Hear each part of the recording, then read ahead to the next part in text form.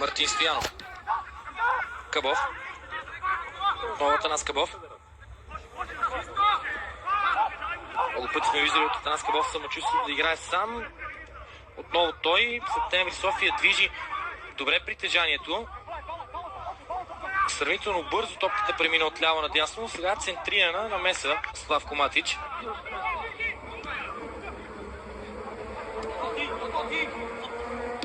Септември София, който през изминалия сезон размени по една домакинска победа с всички тимове от топ 4 във втора лига, плюс 6-я дубъла на Лудогорец.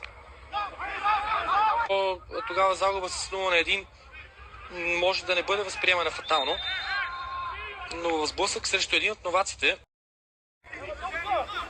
Доста очевидно беше, че Октай Хамдиев няма желание да играе с топката, но така не че децата беше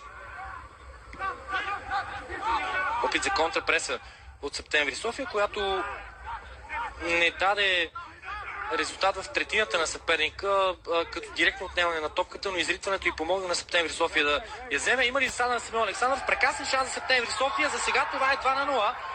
Не е единната засада на Симеон Александров, който очевидно обележи втория си гол от началото на двубоя. Не само един, а даже двама души покриват засадата при паса към Симеон Александров. Изумително подаване. Айкут Рамадан беше човек, който достави асистенцията. От колко силен този елемент. Видяхме някои неточности от Делимеджът. Каса. Хубаво подаване с левия крак за Атанас Кабов. Септември София може да поведе с 3-0. Кабов стреля. И по всичко личи, че столичани, освен 3 точки и 3 гола, ще изпратят сблъсък, в който изглеждат изключително.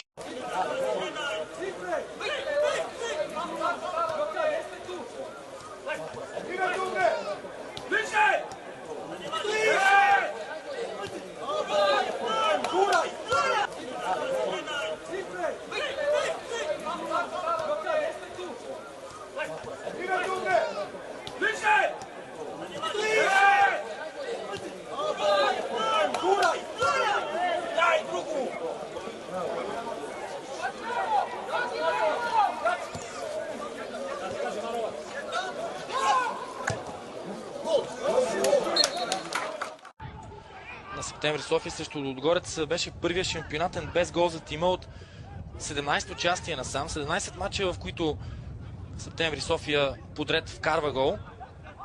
Естествено, че всички тези мачове бяха във втора лига, но пък това е един от съперници, които влязоха в тази серия. Прекрасно разиграване по падение за Септември София.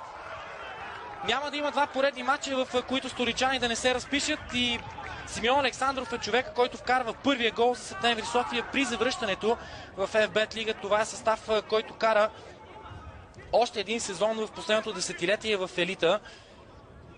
Състав, който беше изграден от опитни звезди като Борис Галчев и много други при предишния си престой. Сега разчита изцяло на млади футболисти и вижте колко добре успяха те да разиграят. Димитър Костадинов с съвършена роля в... Момчиловича. Dobar pas Momčilovića, Karaklajić i Đorđević, Karaklajić i dalje nezgodan u duelu 1-1. Petković, i dalje Petković, dobra kombinacija Pazaraca, evo šanse, brani Mijatović i na kraju lopta je u mreži, Novi Pazar poravnava na 1-1. Gol je postigao Petković, čini se na vreme kada je gostujući tim u pitanju. 1-1, hladan tuš za domaći sastav u finišu prvog poluvremena. Dugo je trajao ovaj napad i na kraju je ta akcija prošla kroz sredinu, gde je bila najveća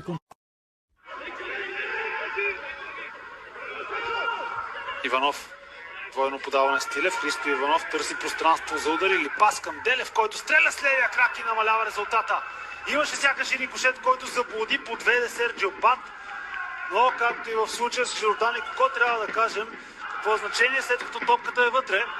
Много бързо след гола на Пиеро Сотирио в 30-та минута капитана Спас Делев успява да намали изоставането на Арда и отново потвърждение за това, за което всички в Арда говорят. Хъса и амбицията на Славко Матич, които той много добре предава. Коконов. Поднася се напред Коконов, за да стреля към вратата. Арда побежда с 2-1. Прекрасно изпълнение на Иван Коконов и жокера на Славко Матич от пейката е този, който дава аванс на Арда.